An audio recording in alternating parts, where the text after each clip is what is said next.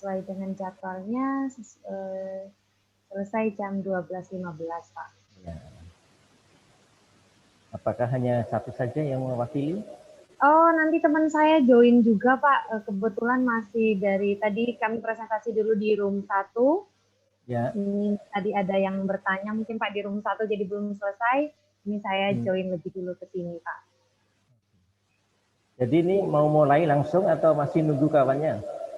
Oh, boleh mulai langsung aja, enggak apa-apa, Pak. Nanti teman saya join untuk putar video aja sih, Pak. Oke, ya.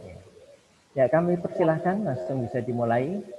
Oke, Sebagai informasi, di room 2 ini ada 2 jurusan, IPS dan IPA.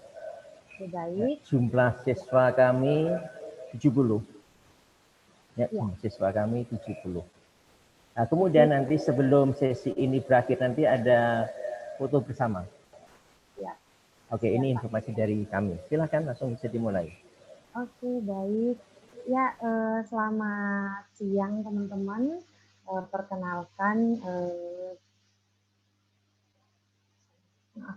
Perkenalkan saya Nisu. Sesuai dengan username yang ada di layarnya teman-teman, saya adalah perwakilan dari Ubaya. Ya, mungkin siang ini jadi kita santai aja, mungkin ada sekitar 45 menit. Mungkin saya akan menginformasikan sedikit tentang Ubaya, jadi teman-teman mungkin ada yang nanti saya pengen kuliah di Surabaya gitu ya, mungkin mau keluar dari kota Pontianak mungkin, atau mungkin kalau tinggal Surabaya itu kayak gimana ya, itu ya bisa mungkin bisa memilih salah satunya Ubaya. Oke. Nah, ini kebetulan juga nanti ada teman saya yang akan join, hanya dia masih di room 1. Ya, ini sudah. Ya, ini mungkin nanti di awalnya kami akan putarkan video. Jadi video ini jadi video tentang company profile yang ada di Ubaya. Jadi teman-teman mungkin bisa lihat sekilas sedikit, Ubaya itu seperti apa ya, seperti itu. Oke, baik. Kak Kevin, sudah ada?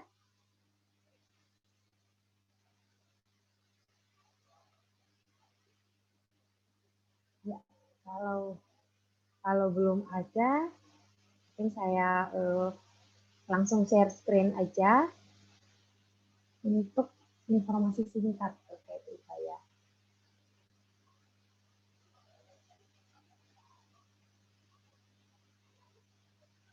Ya, teman-teman, kalau misalnya nanti ketika pada saat presentasi ini suara saya mungkin putus-putus atau di layarnya mungkin ada yang hilang, macet gitu ya, teman-teman langsung bisa taruh di kolom chat aja, nanti bisa biar saya jelaskan lagi dari awal.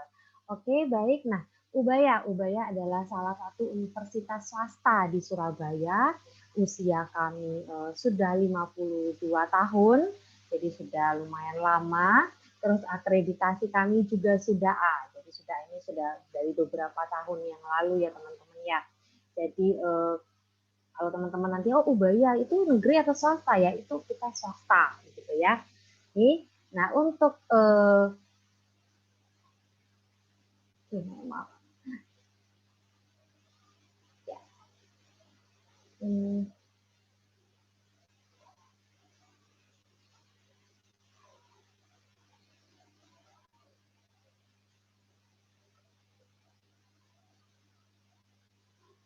Ya, untuk lokasi kampus kami kalau di kota Surabaya sendiri, mungkin teman-teman di sini sudah ada yang pernah ke Surabaya. Kampus kami itu kalau di Surabaya, di kotanya sendiri ada 2 kampus. Yang pertama adalah kampus 1 Ubaya Ngagel, ini untuk di Politeknik D3, dan ada kantor rektoratnya di sini. Kalau untuk kampus 2 kami itu ada di Ubaya Tenggilis, ini kampus besar kami. Jadi mungkin teman-teman kalau nanti Surabaya Januari ke atas ya, setelah pandemi udah selesai, teman-teman ke Surabaya, pengen lihat nih, coba pengen lihat kampus Ubaya gitu, boleh. Kami di Ubaya Tenggilis. Ini kampus S1, S2, S3 semua untuk profesi itu semuanya ada di sini, teman-teman. Nah, ini kalau teman-teman dari Pontianak ya pasti biasanya turunnya di Bandara Juanda, bandara di Surabaya. Itu kalau kurang lebih dari bandara itu sekitar 30 menitan lah kalau untuk yang ke kampusnya seperti itu. Untuk kampus 3 kami ini ada di Trawas, Mojokerto. Nah, kalau ini dia kalau dia agak luar kota dari Surabaya, mungkin sekitar 1,5 jam gitu ya dari Surabaya. Kalau ini kami outdoor kampus kami, jadi di sini tidak ada perkuliahan teman-teman. Jadi kalau mungkin berarti saya nanti ada kuliah di luar kota ya, enggak? Itu kuliahnya itu nanti di Surabaya semua. Jadi ini hanya kampus 3, jadi untuk outbound training itu ada di sini. Biasa digunakan juga kayak tempat untuk anak-anak LDKS atau biasanya retret. Mungkin teman-teman dari kalau Santo Paulus ini biasanya kan ada retret. Nah, retret biasanya kan cari tempat yang agak tenang di gunungan seperti itu. Nah, itu suasananya ya sama lah kalau untuk yang di kampus 3 ini seperti itu. Nah, untuk fasilitas, jadi fasilitas apa aja sih yang ada di Ubaya? Nah, yang pertama ini yang lumayan cukup baru di kami, namanya Ubaya Sport Center, baru sekitar 2 tahunan. Jadi ini salah satu fasilitas untuk mahasiswa. Jadi mungkin teman-teman di sini yang aktif olahraga ketika SMA, terus mikirnya, oh nanti saya kuliah nggak aktif nih, mungkin nggak ada, saya nggak bisa olahraga lagi nih, gitu nggak ya. Teman-teman kalau di Ubaya kami nyata untuk ini tuh fasilitas untuk mahasiswa. Jadi terserah bebas mau pakai lapangan ini bebas. Nah, ini biasa digunakan juga untuk ya kan kalau di kuliah itu ada namanya UKM, unit kegiatan mahasiswa. Mungkin sama kalau di waktu apa ya SMA tuh ekskul gitu ya. Jadi ada kegiatan mahasiswa misalnya basket, voli, futsal. Nah, itu kami siapkan fasilitasnya. Ini biasa beberapa kali juga digunakan untuk perlombaan tingkat nasional antar universitas seperti itu. Nah, yang selanjutnya kita ada perpustakaan. Nah, perpustakaan ini sudah lama, jadi kita udah lama banget perpustakaannya. Hanya ada sedikit renovasi di dalamnya, di dalam interior untuk perpustakaannya. Jadi teman-teman kalau lihat di sini mungkin kok ada kursi santai gitu ya, kok ada sandbag, kok ada kayak ini ruangan apa gitu. Ini adalah salah satu ruangan cinema room, jadi biasa digunakan mahasiswa untuk mungkin mengerjakan tugas yang butuh mereka dalam kelompok besar dan butuh layar seperti itu. Dan ini kadang juga tidak hanya digunakan untuk kerjaan tugas, tapi biasa digunakan untuk nonton film. Jadi teman-teman biasanya kalau kuliah itu nunggu kelas tuh sekitar 1 sampai 2 jam seperti itu. Jadi sambil menunggu, nah biasanya teman-teman daripada pulang ke kosan, ke rumah gitu ya, biasanya mereka nonton bareng-bareng lah di sini. Jadi memang kami merancang perpustakaan ada satu lantai khusus seperti working space. Jadi anak-anak tuh bebas di situ. Jadi mereka mau ngerjain tugas sambil lesehan, duduk di sofa atau di kursi atau duduk di rumput juga. Jadi kami siapkan kayak rumput sintetis gitu. Jadi buat mereka mau santai-santai aja gitu ngerjain tugas, ngerjain skripsi juga ada. Tapi kalau teman-teman, oh saya mau ngerjain skripsinya butuh keheningan nih, tenang gitu ya. Nah, kami juga ada ruangan skripsi sendiri untuk yang tenang, hening itu juga ada. Jadi ada ruangnya masing-masing, ada ruang penyimpanan di sini juga masing-masing seperti itu. Oke, baik. Sebelum ke fakultas yang ada di Ubaya, mungkin saya mau share sedikit share video terkait company profile yang ada di Ubaya. Jadi mungkin ini biar ada gambaran teman-teman. Jadi fakultas apa aja sih yang ada di Ubaya? Ya, biasa yang ini ada Kak Kevin juga. Jadi Kak Kevin ini yang akan bantu saya nanti untuk sharekan video. Ya, mungkin Kak Kevin bisa sharekan video terkait company profile.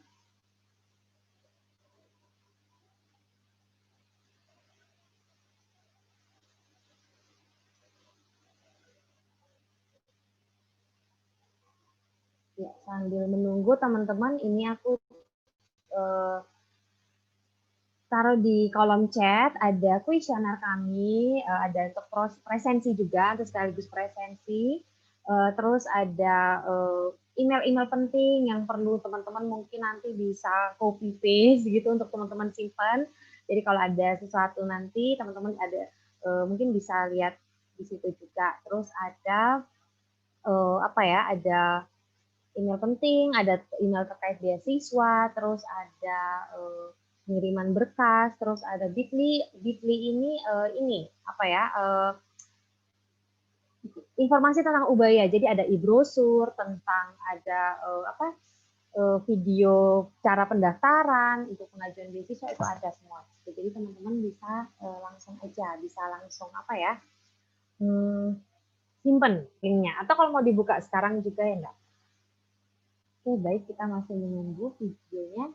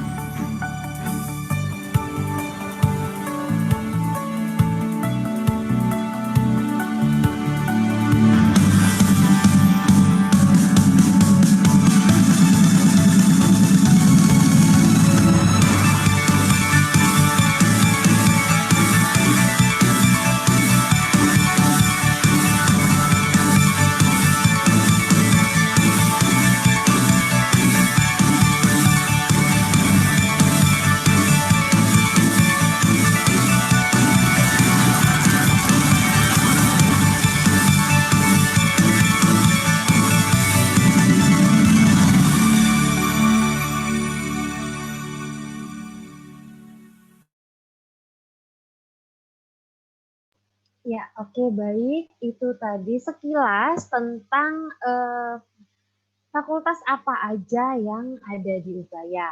Oke, baik. Ini saya mau sharekan lagi untuk lebih jelas ya. Baik. Nah, teman-teman ini tadi sudah diinfokan ya, karena teman-teman di sini ada yang dari IPA, ada yang dari IPS. Jadi nanti aku akan share kira-kira fakultas apa aja sih yang bisa diambil mungkin teman-teman dari jurusan IPA, yang bisa diambil dari jurusan IPS. Jadi tadi mungkin sudah di video ada yang pertama kita adalah fakultas farmasi. Kita ini untuk akreditasi sudah A, dan juga kita juga punya profesi apoteker ya. Teman-teman mungkin di sini ada yang berminat jadi apoteker. Jadi kalau lulus S1 farmasi nanti ngambil profesi apoteker lagi 1 tahun, dan itu kami juga ada. Dan profesi apoteker kami itu dia harus dari Ubaya. Jadi S1-nya harus dari Ubaya. Jadi kita punya farmasi klinis, farmasi industri. Nah ini teman-teman dari jurusan IPA bisa ambil ini. Nah selanjutnya kami ada Fakultas Hukum. Fakultas Hukum ini teman-teman dari IPA, IPS juga bisa ambil. Nah selain kita punya S1 hukum, kami juga punya S2 kenotariatan, magister kenotariatan. Di sini teman-teman yang pengen jadi notaris gitu ya, itu nanti bisa ambil nanti S2-nya lagi di Ubaya. Nah, itu kami juga punya S2 ilmu hukum juga. Nah, mungkin teman-teman di sini yang mau jadi pengacara, mungkin jaksa gitu, bisa mengambil S1 Fakultas Hukum. Nah, ini adalah moot court, ini adalah salah satu lab. Jadi di Fakultas Hukum ternyata juga punya lab. Jadi ini adalah salah satu mata kuliah yang wajib diambil oleh siswa, mahasiswa ya dari Fakultas Hukum. Jadi ini mereka praktek bagaimana untuk menyelesaikan satu kasus di pengadilan tuh seperti apa gitu. Makanya jadi jaksa, jadi hakim, jadi pengacara, jadi tersangka, jadi korban, itu semua adalah mahasiswa. Jadi Fakultas Hukum itu tidak hanya hafalin undang-undang aja gitu ya, tapi juga praktek gitu. Ada prakteknya. Nah selanjutnya ada Fakultas Bisnis Ekonomika. Kita ada 3 jurusan. Kita ada ilmu ekonomi, ada manajemen, akuntansi. Ini terakreditasi tiga jurusannya sudah terakreditasi A dan sudah tersertifikasi internasional juga. Untuk yang pertama kita ada ilmu ekonomi, kita ada 2 program studi. Kita ada perbankan jasa keuangan dan ada bisnis internasional seperti itu. Oke. Nah, selanjutnya kita ada manajemen. Yang pertama adalah keuangan, ada pemasaran, ada desain bisnis, layanan pariwisata, ada kewirausahaan. Jadi sama, teman-teman ini juga dari awal sudah pilih mau ambil jurusan program studi yang mana seperti itu. Nah, selanjutnya kita ada akuntansi. Kalau akuntansi kita akuntansi secara umum ya, teman-teman. Nah, kita jadi mempelajari tentang perpajakan, tentang audit. Jadi teman-teman nanti kalau ketika kerja itu bisa semuanya gitu. Teman-teman mungkin nanti di awal, aku taruh kamu di bagian pajak gitu ya. Tahun kedua, ketiga, kamu di bagian audit seperti itu. Jadi teman-teman nilai plusnya adalah bisa semuanya seperti itu. Jadi kerjanya di mana aja Kak? Bisa di perbankan, di bidang devisa pembiayaan, hukumnya malah ya, sorry, untuk akuntansinya jadi ada akuntan publik, ada auditor internal, ada konsultan pajak seperti itu. Nah, selanjutnya kita ada Fakultas Psikologi yang kita ada S1, S2 sampai S3 untuk psikologinya ya. Kalau untuk psikologi kita ada psikologi klinis, psikologi perkembangan, psikologi pendidikan, psikologi industri. Dari awal teman-teman. Ini dari awal pilih psikologi dulu, tapi nanti sekitar semester 3, 4 itu teman-teman udah pilih nih mau ngambil yang mana. Mungkin teman-teman di sini ada yang mau jadi psikolog, itu berarti harus ambilnya S2 psikologi profesi seperti itu 2 tahun lagi. Nah selanjutnya kita ada fakultas teknik. Nah untuk tadi yang fakultas hukum, fakultas psikologi, dan fakultas bisnis ekonomika itu teman-teman dari IPA, IPS bisa ambil ya. Jadi mungkin teman-teman, saya dari IPA, saya mau ngambil akuntansi, bisa nggak ya? Bisa. Gitu. Atau mau ngambil psikologi juga bisa. Nah, untuk selanjutnya kita ada fakultas teknik. Yang pertama kita adalah teknik industri, akreditasi kami juga sudah A, dan sudah tersertifikasi internasional juga. Dan ini teman-teman harus dari jurusan IPA ya, kalau untuk teknik industri. Nah, selanjutnya ada teknik kimia. Teknik kimia ini akreditasinya juga sudah A. Ini teman-teman juga harus dari IPA yang bisa mengambil teknik kimia. Nah, selanjutnya ada teknik elektro, kita juga sudah terakreditasi A, kita ada 3 program studi, kita ada intelligent robotic, wireless communication, dan biomedical elektronik. dan sudah tersertifikasi internasional juga. Nah, selanjutnya ada teknik informatika, kita ada 6 program studi, kita ada data science, artificial intelligence, game development, network cyber security, information management enterprise, multimedia, sistem informasi bisnis. Nah, teman-teman dari 6 program studi ini, yang teman-teman dari IPA bisa ngambil 1 sampai 6 bisa, jadi bisa semua. Kalau teman-teman dari IPS, terus aku mau belajar tentang programming gitu ya, itu bisa mengambil yang sistem informasi bisnis gitu. Jadi untuk fakultas teknik, teman-teman dari yang IPS itu bisa ambil yang sistem informasi bisnis. Oke, selanjutnya kita ada program internasional juga untuk yang IT. Jadi ini teman-teman ada pilihan single degree, dual degree. Jadi teman-teman bisa pilih mau yang di Surabaya saja, itu berarti ya dia bahasa pengantarnya atau bahasa Inggris, terus pembelajaran juga program kurikulumnya internasional. Kalau untuk yang saya mau 2 semesternya di luar negeri jadi semester. Jadi IT-nya dari semester 1 sampai 5 teman-teman di Ubaya, 6 sampai 7 teman-teman di luar negeri. Kami kerjasama dengan Queensland University di Australia. Teman-teman mohon maaf tadi mungkin saya ada kelewatan sedikit terkait yang program internasional untuk yang Fakultas Bisnis Ekonomika. Jadi kita juga punya program internasional, ada 2 professional accounting dan IBN. Kalau professional accounting, ya program regulernya adalah akuntansi. Kalau program internasional, jadi professional accounting, kami kerjasama dengan Flinders University di Australia. Jadi sama pilihannya, single degree, dual degree juga. Single degree di Ubaya saja, kalau dual degree di Flinders University di Australia. Jadi semester 1 sampai 4 di Ubaya, 5 sampai 6 di luar negeri, 7-8 kembali ke Ubaya. Kalau yang IBN, itu manajemen, itu kami kerjasama dengan 3 universitas di luar negeri. Kami ada Flinders University di Australia, CCN di Taiwan, dan School of Business di Prancis. Jadi teman-teman punya kesempatan untuk lulus dengan 2 gelar untuk yang FBE ya, Fakultas Bisnis Ekonomika. Nah, selanjutnya kita kembali ke Fakultas Teknik. Tadi ada yang tadi sudah teknik kimia, industri. Nah, selanjutnya ada teknik mesin manufaktur. Ini kita sudah sangat lama sebenarnya sudah ada, dulu adalah bagian dari teknik industri, tapi sekarang sudah berdiri sendiri jadi namanya teknik mesin dan manufaktur seperti itu. Oke, selanjutnya kami ada Fakultas Teknobiologi, kita akreditasi juga sudah A, ada 2 pilihan, ada program studi bioteknologi dan nutrisi inovasi pangan. Kalau ini teman-teman harus dari jurusan IPA ya. Nah, selanjutnya ada Fakultas Industri Kreatif. Nah, ini bisa nih teman-teman dari IPA IPS bisa ambil. Kita ada 2, ada desain manajemen produk dan desain fashion.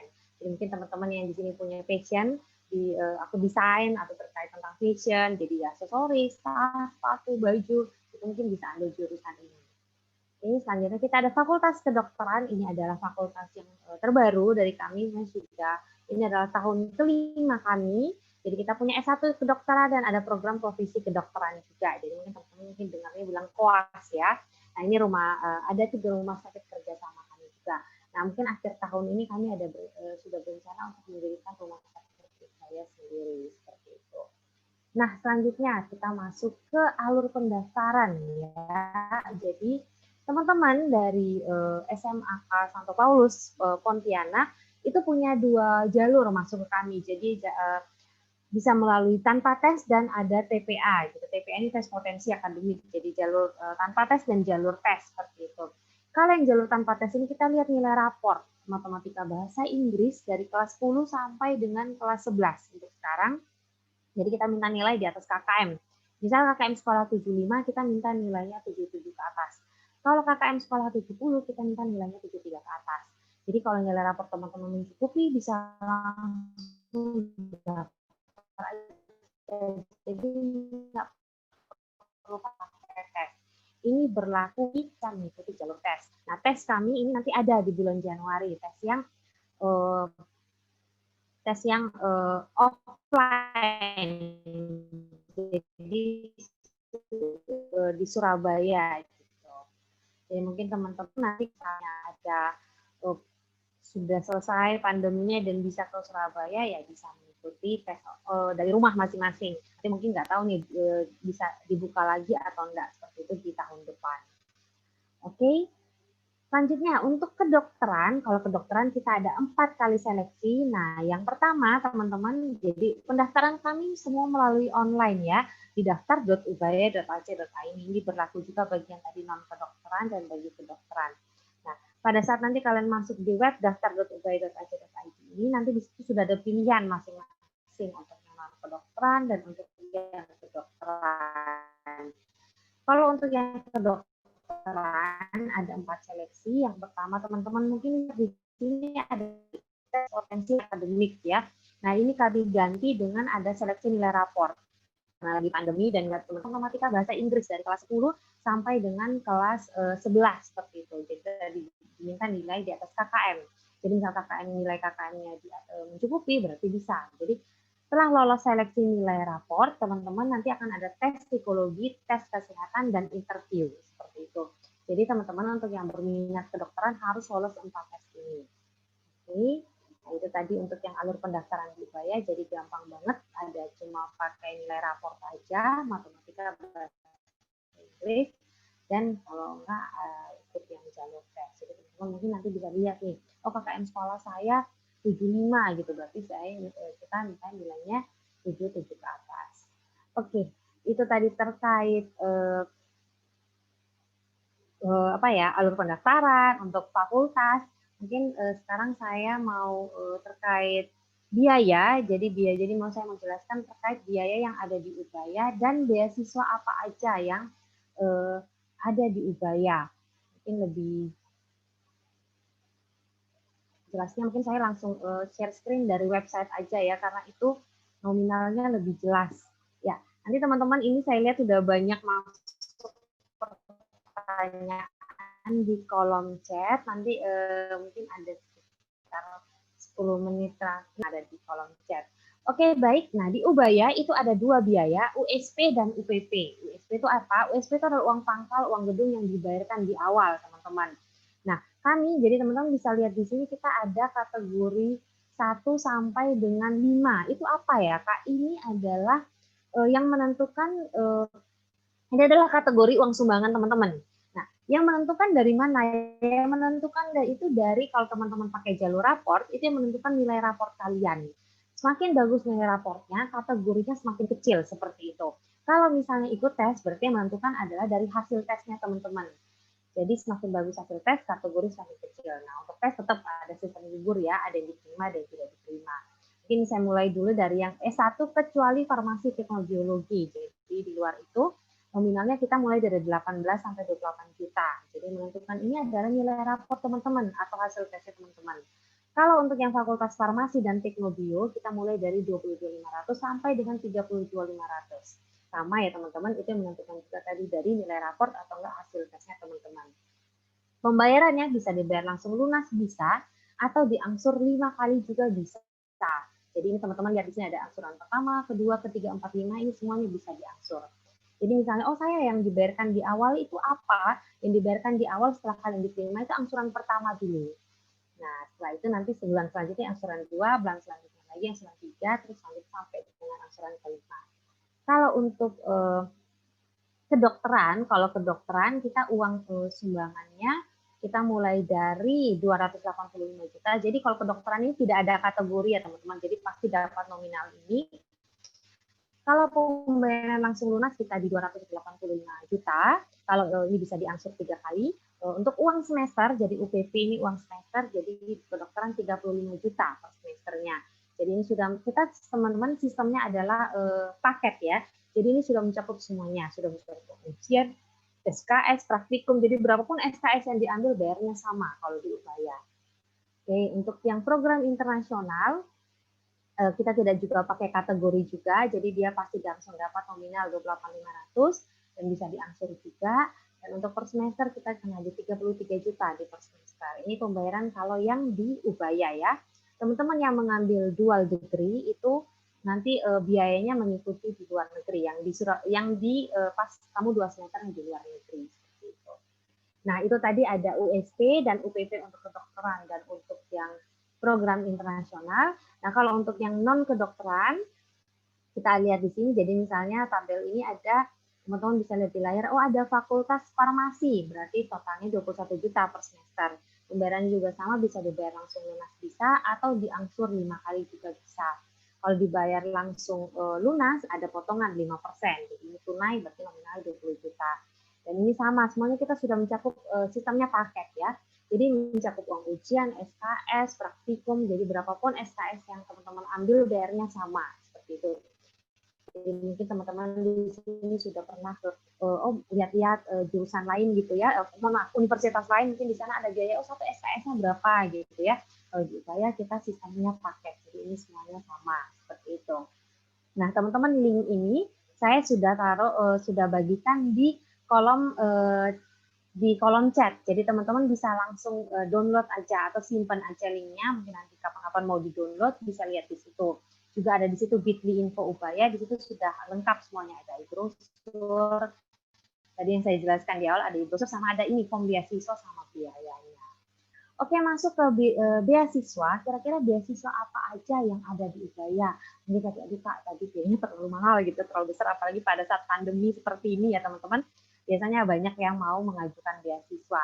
Nah, kita ada yang pertama ada beasiswa Polygon. Nah, beasiswa Polygon ini apa? Ini khusus buat teman-teman yang mengambil teknik mesin manufaktur. Jadi ini adalah salah satu kerjasama kami dengan salah satu perusahaan Polygon, mungkin teman-teman udah tahu ya, ini perusahaan sepeda, jadi ini salah satu mitra kerjasama kami, dan mereka memberikan beasiswa bagi mahasiswa yang mengambil teknik mesin manufaktur. Nah ini beasiswanya itu dilihat dari mana aja? Itu lihat dari nilai raport teman-teman. Jadi cuma lihat nilai raport aja. Dari kelas 10 sampai kelas 11, rata-rata raport kita minta 77 ke atas, seperti itu. Nanti setelah lolos seleksi nilai raport, nanti ada wawancara, ada interview dengan pimpinan dari teknik mesin manufaktur. Jadi itu potongannya di mana aja? Nanti potongannya di uang uang semesternya, seperti itu. Oke, selanjutnya ada di beasiswa peduli COVID. Nah, ini juga beasiswa yang terbaru dari kami, jadi teman-teman bisa mengajukan, dan ini berlaku bagi yang kedokteran. Jadi teman-teman di sini mungkin ada yang berminat ngambil kedokteran, ini berlaku bagi mahasiswa non kedokteran dan kedokteran seperti itu. Jadi kalau saya mau mengajukan beasiswa prestasi akademik atau keluarga besar itu nggak bisa ya kalau untuk kedokteran. Jadi hanya berlaku peduli COVID aja. Dan buat teman-teman yang mengambil jurusan selain kedokteran pun juga bisa mengambil jurusan ini seperti itu. Oke, jadi ini lihat rata-rata raport juga kita minta di 80 ke atas, nanti berlakunya di uang sumbangan dan di UPP semester pertama. Potongannya itu maksimal 80%. Jadi teman-teman jadi tergantung nilai raport ya, bisa dapat 10, 20, 30, 40 sampai dengan 80% tergantung nilai raportnya. Oke. Nah, ini tadi yang untuk yang kedokteran dan non kedokteran.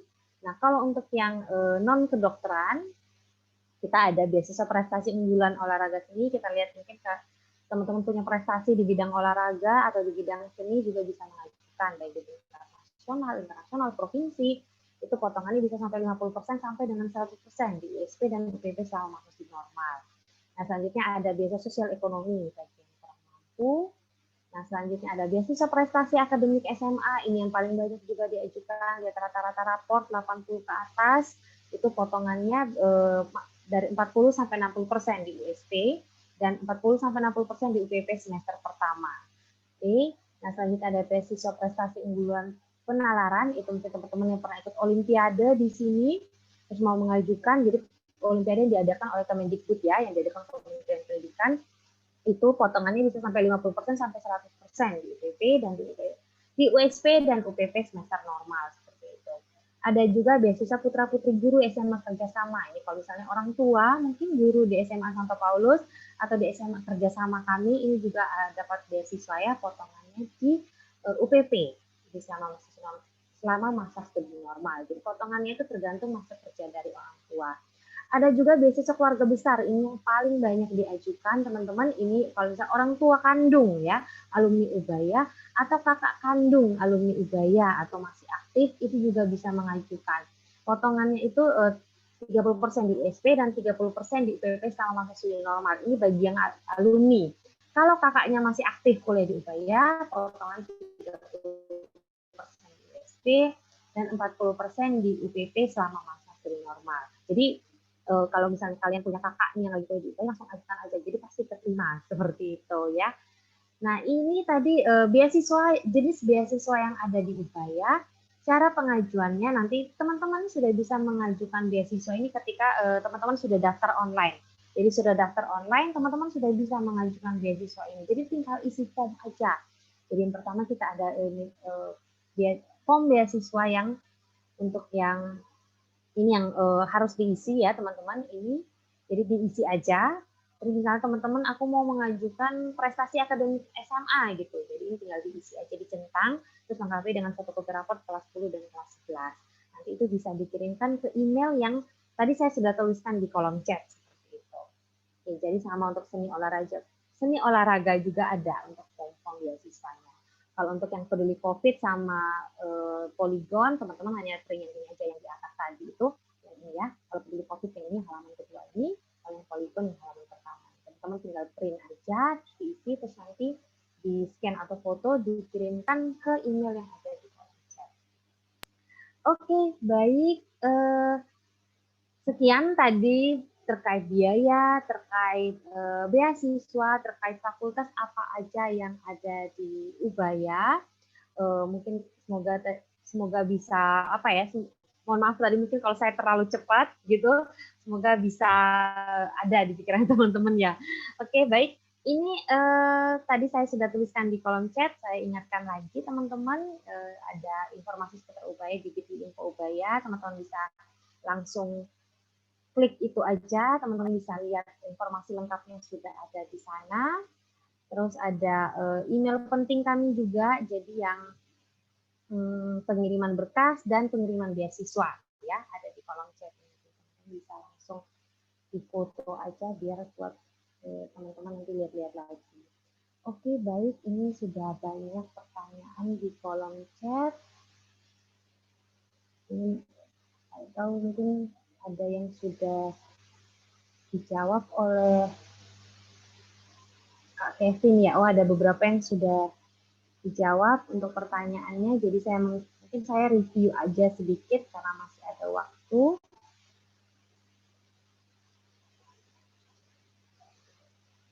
Jurusan mana yang lebih diminati oleh anak IPS? Nah, kalau tadi anak IPS ya paling banyak kami ya kalau itu akuntansi, terus psikologi, terus hukum, itu juga yang lagi naik-naiknya sekarang, sama industri kreatif. Jadi industri kreatif juga sudah mulai banyak peminatnya karena sekarang orang-orang udah pada paham, oh ternyata desain itu juga banyak peluangnya kalau untuk kerjaan nanti tidak. Jadi kalian nggak hanya jadi oh saya jadi desainer aja, tapi kalian juga bisa kerja di bidang industri juga.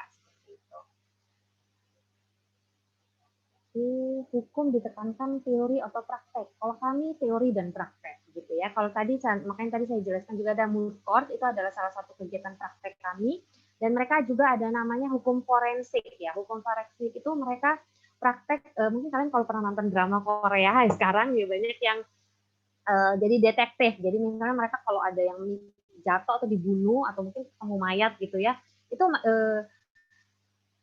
ada prakteknya di mana di Fakultas Hukum tuh mereka akan satu kelompok misalnya 10 orang, mereka satu orang ini jadi apa ya, jadi yang kira-kira pura-pura jadi mayat gitu, dibunuh jadi berlumuran darah, atau mereka akan praktek kira-kira orang ini sudah meninggal berapa hari, terus kira-kira ini memang dibunuh atau memang dia bunuh diri, seperti itu juga ada prakteknya. Dan mereka juga banyak kunjungannya itu ke ini ya, ke Mahkamah Agung, ke pengadilan. Jadi mereka mengamati langsung oh kalau di pengadilan itu seperti apa. Jadi di Fakultas Hukum juga ada prakteknya seperti itu karena yang kami pelajari tidak hanya undang-undang aja tapi bagaimana mengimplementasikan undang-undang tersebut ke kasus-kasus yang ada pada saat ini seperti itu. Oke. Nah, ini untuk lulusan DKV ya. Kak Kevin, maaf ini saya takutnya kelewatan pertanyaannya apa sudah dijawab semua atau masih ada yang belum dijawab? Terkait DKV ini sudah terjawab. Baik, kalau misalnya teman-teman ada pertanyaan lagi bisa langsung unmute aja ya. Unmute aja langsung tanya langsung nggak apa-apa. Atau ini sudah saya lihat di kolom chat sudah terjawab semua oleh Kak Kevin. Oh pertanyaannya, oh ada pertanyaan yang belum dijawab. Oke, pertanyaan dari Lani. Dari Albert. Kalau Lani ini tadi yang Oh, jurusan yang lebih diminati anak IPS tadi sudah saya jawab ya teman-teman. Terus Albert Lauren, mungkin saya mau bertanya, apakah setelah lulus dari Fakultas Farmasi kita bisa langsung mendapatkan pekerjaan baik di apotek atau di rumah sakit dari pihak universitas? Oke, baik. Jadi ini dari pertanyaan dari Albert adalah kalau lulus S1 Farmasi ya. Nah, kalau lulus S1 Farmasi kita baru dapat gelar S.Pharm, ya, gelar S.Pharm. Nah, itu teman-teman kalau gelar S.Pharm itu biasanya kerja kalau di klinik, kalau apotek biasanya hanya jadi asisten apoteker gitu. Jadi tidak bisa langsung jadi apoteker utamanya. Atau kalau di industri bisa kerjanya di bidang pembuatan obat seperti itu, mungkin Kalbe Farma, Kimia Farma. Itu teman kami bekerja sama dengan perusahaan-perusahaan tersebut. Jadi kami membantu teman-teman. Jadi di UBA itu ada namanya CAC, Career Assessment Center. Itu yang membantu teman-teman cari kerja nanti. Jadi teman-teman kalau misalnya CV mungkin bisa langsung dibawa ke perusahaan yang ada. Kalau kami langsung ditaruh di CAC aja, nanti dari pihak CAC yang akan menyalurkan CV-nya teman-teman untuk ke perusahaan tersebut. Nah, kalau teman-teman jadi nanti, misalnya, oh saya mau ambil profesi apoteker 1 tahun lagi, jadi teman-teman bisa jadi apoteker, itu kami, nanti teman-teman dalam apoteker itu teman-teman nanti praktek atau magang, itu baik magang di apotek, di rumah sakit, di klinik, di pemerintah. Jadi nanti teman-teman ada berapa bulan nanti dibagi-bagi. Nah itu teman-teman apa ya? Jadi peluang kerjanya juga bisa lebih banyak di situ. Seperti jadi kalau teman-teman nanti, oh saya magangnya di sini kinerja saya bagus nih, oke nih dilihat sama pimpinan, bisa langsung ditawarkan untuk kerja di sana seperti itu.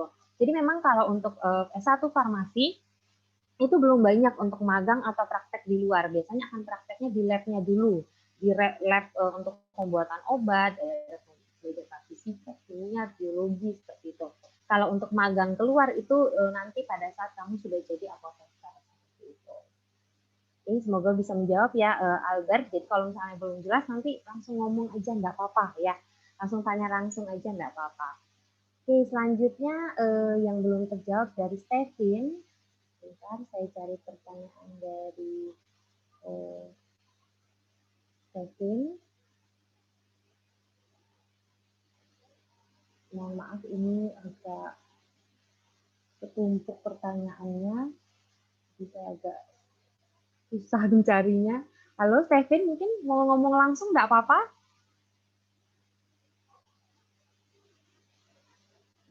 Kalau misalnya mau di-unmute nggak apa-apa kok. Pertanyaan dari Stevin Fernando. Ya, ini. Ya, Kak. Oke. Ya, mungkin mau nanya langsung nggak apa-apa pertanyaannya?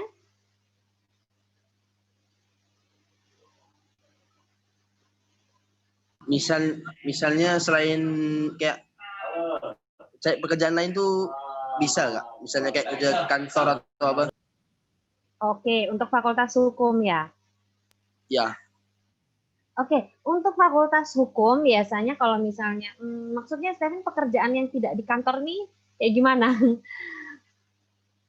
Maksudnya tidak terikat di kantor atau pekerjaan yang ngikut orang atau gimana kayak gitu? Mungkin bisa kayak konsultan gitu ya?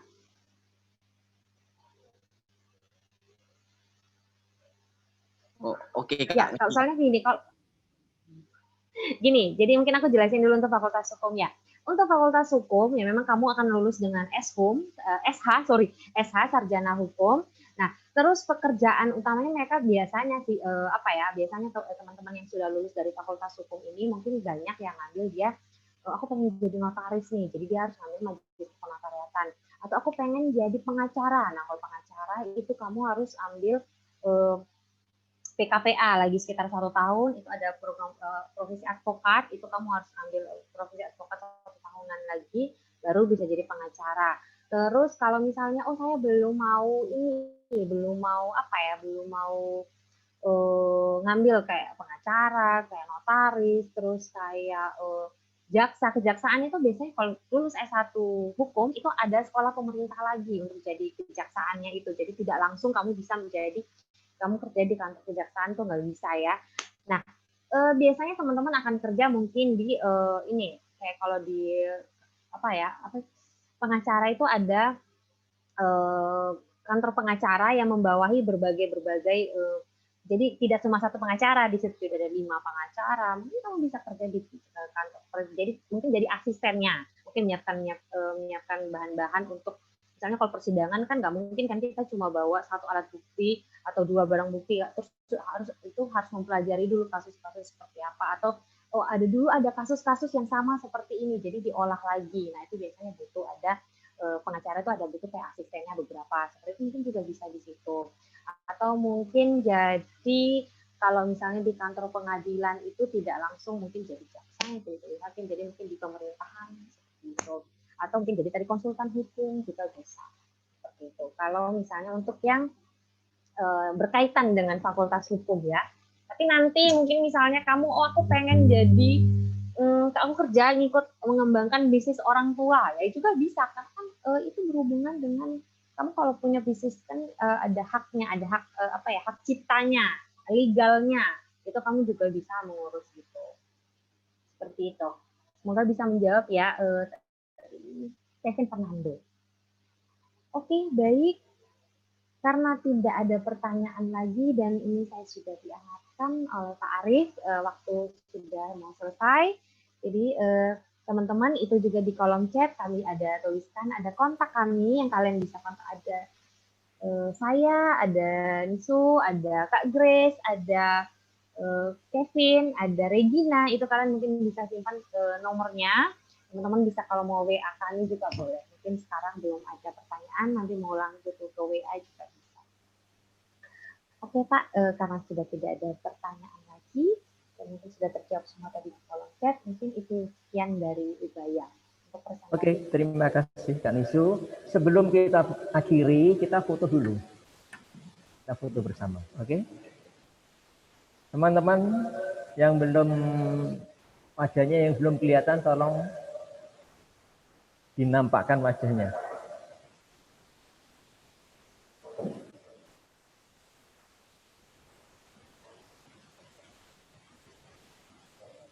Ya, oke. Sekali lagi terima kasih Kak Nisu. Terima kasih banyak Pak. Terima ya, kasih, semoga sehat selalu, dan terima kasih buat teman-teman dari SMA. Ya, jumpa tahun depan lagi ya Kak. Semoga, amin. Semoga kita tahun depan bisa jalan-jalan ke Pontianak lagi ya. Pak. Ya, terima kasih. Yuk. Ini saya izin live ya Pak ya. Ya, silakan.